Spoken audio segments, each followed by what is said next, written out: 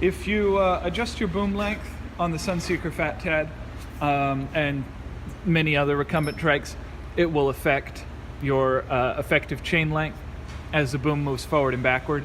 You can see on this bike right now we're checking to see whether the chain is too short. When you do this, you need to be careful, because if the chain is way too short, you can damage the derailleur. But you'll notice we're on the large rear sprocket and the large front chain ring. So we're cross-chained, not a good gearing combination, but it's the most extreme, and it's showing us here. We're going to watch the angle of the derailleur, and we can see that the derailleur is pointed forward slightly. That's good.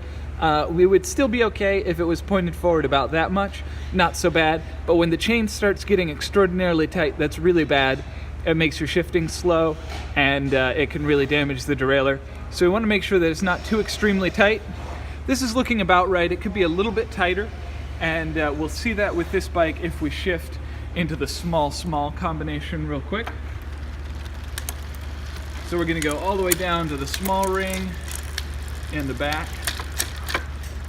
and then we're going to go to the small chain ring in the front.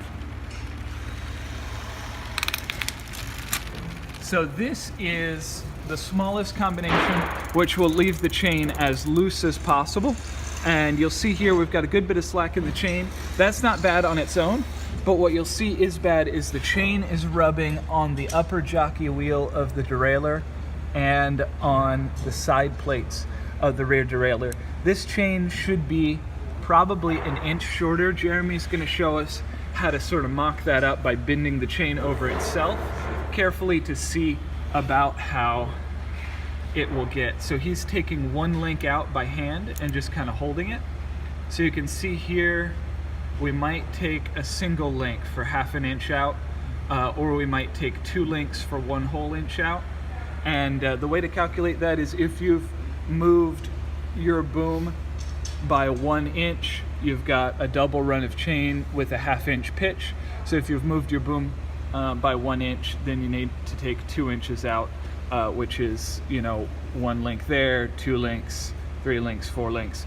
In this case, we're seeing that if we fold this chain over 1 link, then it's about right. So we'll need to remove 1 link from the chain using a chain tool and carefully put it back in. And we could certainly ride the bike like this. Your small combination is not one that you should be using, but you can see how it will damage the parts if you're using it like this. So take a link out and you should be set.